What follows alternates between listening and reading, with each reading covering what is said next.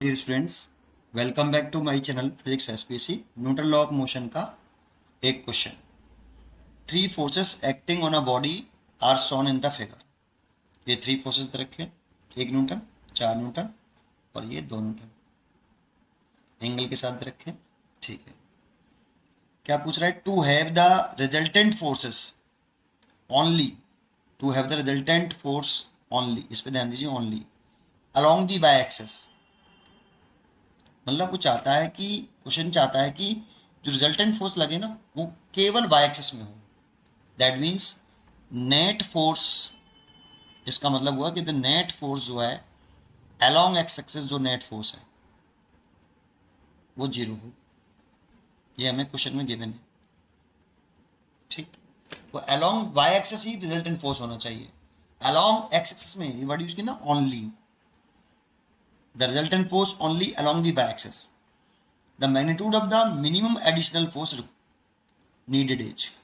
तो लेट वो minimum force जो है वो F required, this is a required force. ये हमसे पूछ रहा है कितना फोर्स इसमें एडिशनल फोर्स ऐड करें जिससे नेट फोर्स जीरो हो जाए अलोंग एक्स एक्सिस। अब इसको कैसे करें? कंपोनेंट कर दो सबके, फिर अलोंग एक्सिस नेट फोर्स निकाल लो। ठीक है, चेक कर बताता हूँ कैसे करना है। कंप्यूट करो पहले, तो इसके फोर्स के कंप्यूट करो।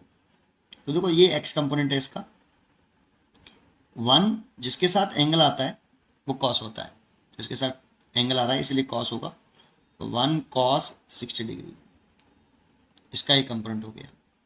ऐसे ही इसका वाई एक्सिस के अलोंग कंपोनेंट कितना हुआ, ये वाला कंपोनेंट हो गया अलोंग वाई एक्सिस, कितना हुआ, वन साइन 60 डिग्री। ऐसे टू न्यूटन का अगर मैं एक्स कंपोनेंट देखूं तो ये दो न्यूटन का एक्स कंपोनेंट कर रहा हूँ, ये वाला टू न्यूटन का कर रहा हूँ। ये देखो ये 30 है तो ये भी 30 डिग्री होगा। अब इसके साथ जो है कम एंगल है, इस वाई एक्सिस के साथ एंगल है, इसलिए ये होगा टू कॉस 30 डिग्री। और ये वाला इसका कंप्यूट करें तो ये होगा टू साइन 30 डिग्री। ठीक है, इसकी कंप्यूट करूं तो इसके साथ ये एंगल 30 डिग्री वाई एक्सिस के साथ है, इसलिए ये होगा 4 cos 30 degree.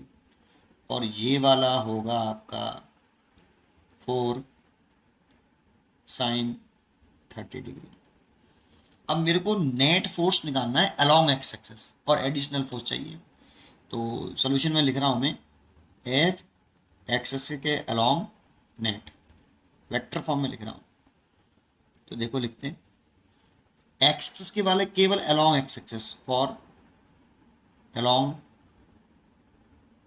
X axis only. ठीक है, तो मैं लिख रहा हूं, देखो अलोंग एक्स एक्सिस एक तो कंपोनेंट ही है, इसकी दर्शन एक्स एक्सिस के अलोंग से वेक्टर फॉर्म में बनाए तो आई कैप, तो कितना, two sine 30 degree I cap. मैंने ये वाला मेंशन कर दिया, ये वाला करता हूँ, plus one cos 60 degree I cap, ये भी मेंशन कर दिया, ये कर दिया। देखो मैंने इसके दो कंप्यूट कर लिए थे, इसके भी दो कंप्यूट कर लिए हैं और इसके भी मैंने दो कंप्यूट कर लिए हैं। तीनों वेक्टर के तीन फोर्स लग रहे थे, तीनों के कंप्यूट कर लिए। अब मैं केवल अलोंग एक्सिस की चर्चा कर रहा हूँ, तो two sine 30 I cap, one cos 60 I cap, plus ये देखो ये अलोंग एक्सिस है तो 4 sin 30 degree and minus I cap. इस दशा में वेक्टर माइनस आई कैप होगा। भाई पॉजिटिव एक्सिस में आई कैप होता है, नेगेटिव एक्सिस में माइनस आई कैप होता है, plus F vector required, vector लगाया है बेटा, सब वेक्टर का वेक्टर रिजल्टेंट फोर्स लिखा है मैंने, कितना रिक्वायर्ड चाहिए वो अपने आप निकल आएगा। ये वाली वैल्यू हमें चाहिए, ये सब मैंने ऐड किए, ये क्यों ऐड किया भाई, ये तो चाहिए कितना मिनिमम एडिशनल फोर्स ऐड करें, ये चाहिए ना मैग्नीट्यूड में। तो मैंने वेक्टर फॉर्म में निकाल लेता हूं पहले, एफ रिक्वायर्ड फोर्स यही हमें चाहिए, ये फाइंड करना है। अब एफ एक्स नेट कितना रखा है वेक्टर फॉर्म में, नेट रखा है कितना, जीरो, जीरो रखा है तो इसकी वैल्यू तो जीरो हो गई, इज इक्वल टू 2 साइन 30 की value 1/2 i cap plus 1 cos 60 की वैल्यू 1/2 आई कैप माइनस इस माइनस आगे जाएगा 4 साइन 30 की value 1/2 i cap plus F vector required vector required ये रिक्वायर्ड वेक्टर है आपका एफ रिक्वायर्ड।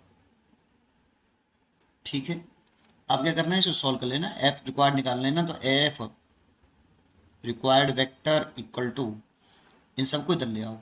तो देखो 2 से पहले 2 काट लो, फिर 2 से ये कट गया 2 बार, तो ये तो हो गया माइनस आई कैप इधर आके, ये वाला हो गया माइनस के 1/2 आई कैप इधर आके, ये हो गया प्लस के 2 आई कैप इधर आके। अब देखो इसको और इसको ऐड करें तो ये हो गया आई कैप और माइनस के 1/2 आई कैप, इसको देखें तो 1/2 i cap. This is a required force. इतना फोर्स अगर हम ऐड कर दें तो एफ नेट 0 हो जाएगा। तो 1/2 आई कैप हो गया सीधा answer, that means 0.5 I cap. ये बता रहा है कि रिक्वायर्ड फोर्स की जो डायरेक्शन होनी चाहिए ना वो अलोंग एक्स एक्सिस होनी चाहिए और मैग्नीट्यूड होना चाहिए 0.5। तो रिक्वायर्ड फोर्स का मैग्नीट्यूड अगर ले लूँ, मैग्नीट्यूड एफ रिक्वायर्ड मैग्नीट्यूड निकल लिखूँ तो वो 0.5 है न्यूटन आंसर, है ना। इससे मैग्नीट्यूड भी मालूम पड़ रहा है और डायरेक्शन भी मालूम पड़ रही है, किस डायरेक्शन में रिक्वायर्ड फोर्स चाहिए वो भी मालूम पड़ रहा है ना। इसीलिए इसकी जो चॉइस हो गई वो a choice is correct choice. पढ़ते रहिए और खुश रहिए। और आपको एक बोलता हूँ, इसे बहुत शॉर्टकट में कर सकता था, केवल डायग्राम में मैंने कर रखा है, वीडियो बना रखी है इसकी एक, और 2 वीडियो बना रखी है, एक ये बनाया है, एक और इससे भी पहले भी क्वेश्चन किया है। दोनों के लिंक मैं आपस में आपको डिस्क्रिप्शन में शेयर कर दूंगा। आप शॉर्टकट में देखना चाहें एक लाइन में, कुछ भी नहीं करना पड़ेगा, ओनली 1 लाइन में सॉल्यूशन हो जाएगा। ठीक है, पढ़ते रहिए और खुश रहिए। Thank you.